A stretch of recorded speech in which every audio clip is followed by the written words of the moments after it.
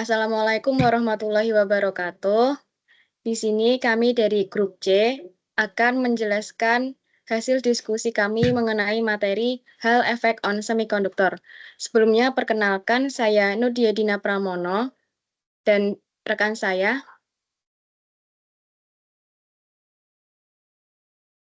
Saya Gigi Rizky Prasetyo. Saya Muhammad Nafal Sabana Wijaya.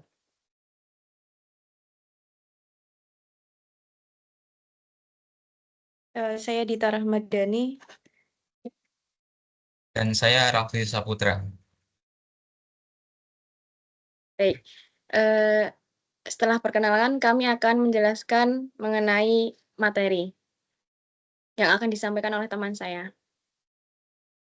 Oke, untuk awalnya sejarah ini efek Hall semikonduktor adalah sejarahnya yaitu efek Hall pertama kali ditemukan oleh fisikawan Amerika yang bernama Edwin Hall pada tahun 1879. Hall mengamati bahwa ketika arus yang dialirkan berada di dalam medan magnet, perbedaan tegangan akan muncul pada sisi-sisinya. Fenomena ini yang kemudian dikenal dengan efek Hall, meski awal konsep ini hanya digunakan pada logam, perkembangan teknologi di abad ke-20 membuat Hall effect sangat bermanfaat di dunia teknologi. Efek ini membantu dalam mengidentifikasi tipe yang ada, yaitu tipe N atau tipe P. Hal ini sangat penting untuk perkembangan teknologi di masa yang akan datang. Next. Pengertian Hall effect semikonduktor. Hall effect ialah gejala fisika di mana tegangan atau tegangan Hall muncul di bahan konduktor atau semikonduktor saat arus mengalir di dalamnya.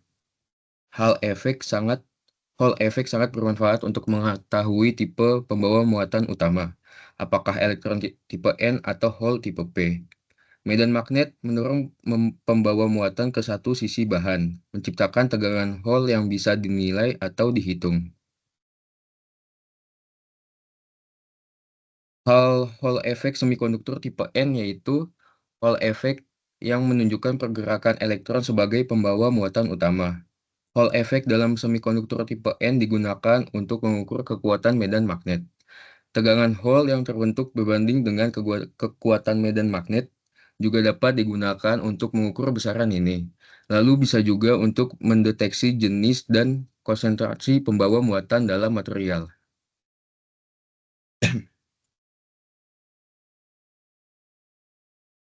Baik, untuk selanjutnya hal efek semikonduktor tipe P. Untuk semikonduktor tipe P sendiri itu adalah semikonduktor ekstrinsik dalam jumlah lubang atau hole dengan muatan positif lebih banyak atau dominan daripada jumlah elektronnya, sehingga semikonduktor tipe P ini disebut juga semikonduktor positif. Kemudian semikonduktor tipe P terbentuk dari silikon yang telah didoping dengan bahan trivalen atau bahan yang memiliki valensi 3. Untuk membuat semikonduktor tipe P ini, elemen dopan seperti boron atau gallium ditambahkan ke dalam silikon. Atom-atom yang berperan dalam mendoping komponen tipe P ini bisa disebut sebagai atom akseptor karena atom doping dengan 3 elektron valensi tersebut yang membawa hole dari komponen. Akibatnya tipe P memiliki elektron berjumlah sedikit sehingga tipe P memiliki banyak muatan positif. Boron atau gallium memiliki 1 elektron lebih sedikit dibandingkan silikon, sehingga kekurangan ini menciptakan lubang atau hole atau tempat kosong di mana seharusnya ada elektron. Jika diberi tegangan, maka hole atau muatan yang positif itu sebagai majority carrier akan bergerak menuju terminal negatif, sedangkan elektron sebagai minority carrier akan bergerak menuju terminal positif. Lubang atau hole ini dapat bertindak sebagai pembawa muatan karena elektron dari atom tetangga dapat berpindah untuk mengisi lubang tersebut, sehingga menciptakan lubang baru di posisi awalnya. Proses ini memungkinkan arus listrik mengalir. Oke, next. Kemudian prinsip dasar Hall effect. Yang pertama, Hall effect terjadi karena interaksi antara medan magnet dan pembawa muatan mengalami dalam semikonduktor. Kemudian ketika medan magnet diterapkan tegak lurus terhadap arus, pembawa muatan mengalami defleksi atau perubahan bentuk, sehingga pembawa muatan mengalami gaya Lorentz dan bergerak dalam arah tegak lurus terhadap arah arus dan medan magnet. Kemudian terjadilah perpindahan muatan dan terbentuknya tegangan Hall. Selanjutnya yaitu pembawa muatan semikonduktor. Terdapat dua jenis pembawa muatan pada semikonduktor, yaitu elektron dan juga hole, di mana elektron merupakan pembawa muatan negatif, sedangkan hole merupakan pembawa muatan positif. Tapi hole bukan merupakan partikel fisik seperti elektron. Hole terbentuk akibat hilangnya keberadaan elektron. Kedua pembawa muatan tersebut dapat terpengaruh oleh medan magnet. Jika semikonduktor dihubungkan ke sumber tegangan, di mana semikonduktor tersebut berada di lingkungan medan magnet yang tegak lurus, elektron mengalami defleksi ke salah satu sisi semikonduktor akibat gaya Lorentz oleh medan magnet tadi. Sebaliknya, hole akan terakumulasi pada sisi yang lain. Perbedaan muatan pada kedua sisi inilah yang menciptakan perbedaan potensial atau yang disebut dengan tegangan hole. Koefisien hole dapat dinyatakan dalam persamaan berikut, di mana koefisien hole ini dipengaruhi oleh dua hal. Yang pertama, mobilitas elektron dan hole. Pembawa muatan, baik itu elektron maupun hole, akan mengalami fenomena drift ketika dikenai medan listrik, yang mana medan listrik pada efek hole dalam semikonduktor muncul akibat perbedaan potensial pada sisi-sisinya. Yang kedua, yaitu konsentrasi elektron dan hole. Ketika konsentrasi hole sangat banyak hingga lebih dari NB kuadrat, maka koefisien hole bernilai positif.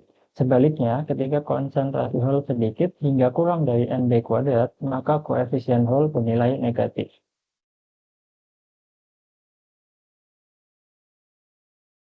Baik, selanjutnya adalah penerapan Hall effect. Penerapan Hall effect ini dibagi menjadi 3, yaitu sensor Hall effect, switch Hall, dan karakterisasi semikonduktor. Yang pertama, next, sensor Hall effect, yaitu digunakan untuk mendeteksi medan magnet dan mengukur arus tegangan.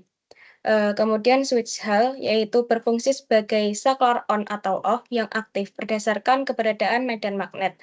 Contohnya penggunaan switch effect Hall ini digunakan sebagai deteksi posisi, saklar magnetik, dan berbagai sistem keamanan.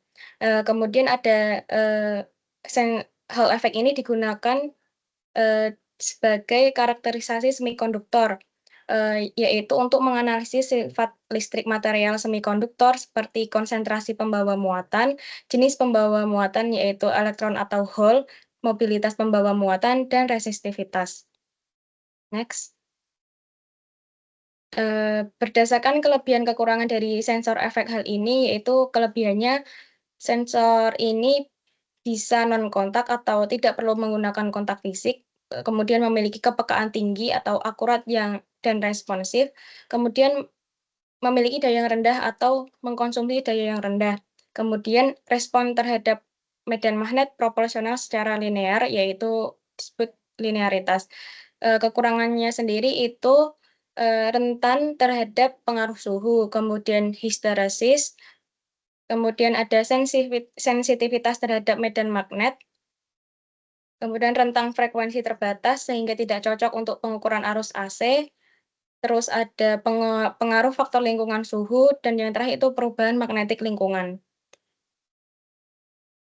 Oke, selanjutnya yaitu hubungan gaya Lorentz dan Hall effect. Prinsip utama Hall effect adalah gaya Lorentz. Gaya ini bekerja tegak lurus terhadap arah gerak elektron dan medan magnet, sehingga membuat elektron menyimpang dari jalur gerak lurusnya.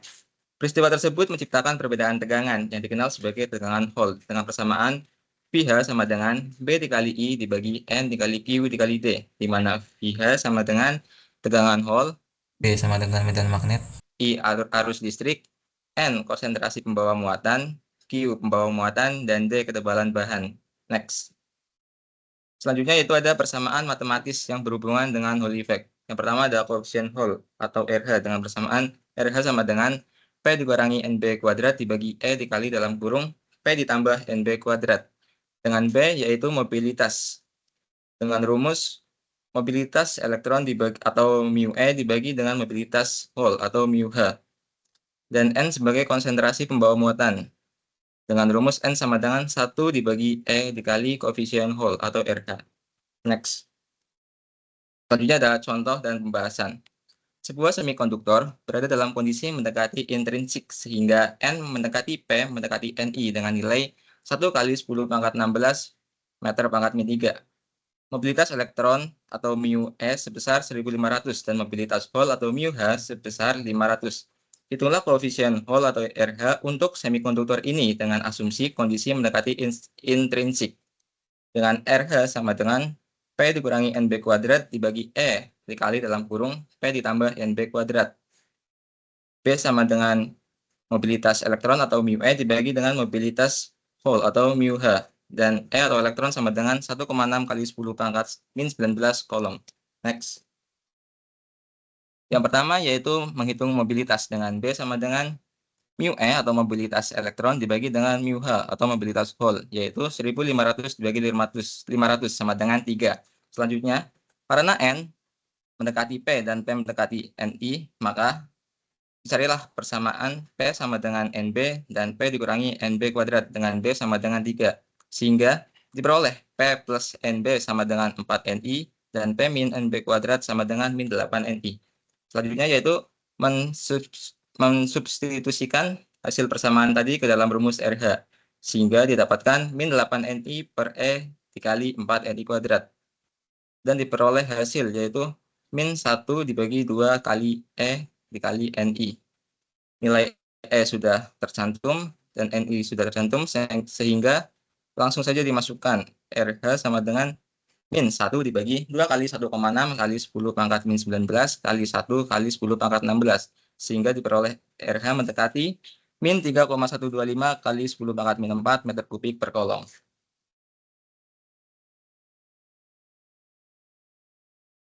Baik, cukup sekian presentasi hasil dari diskusi kami. Wassalamualaikum warahmatullahi wabarakatuh.